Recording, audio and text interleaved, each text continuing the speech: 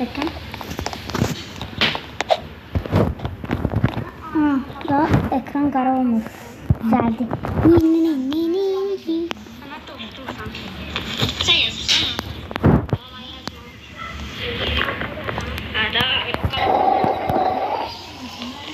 Tamam artık değiştirmek için. 14 gün sonra değiştireceğiz.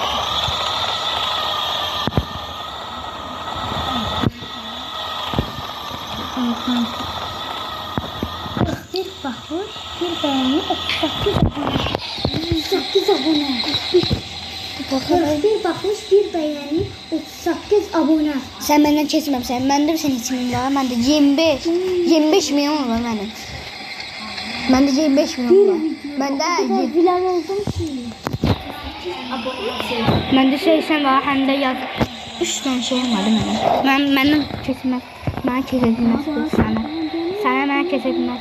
Ama ben Sənə. tamam. Sənə. Sən mənə kəsə bilməzsən. Kəsə 8 abone sonra 9. yox, elə yox. Mənim seni elə bilmirsən. 25 baxmağım var.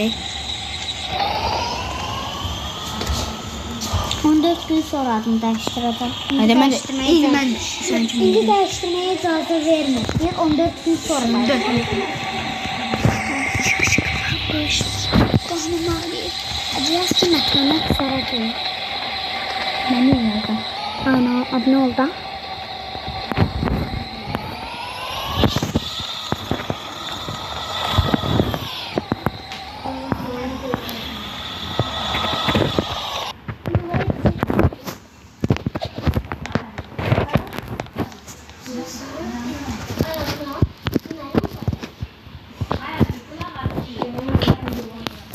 Bu ne diyor lan?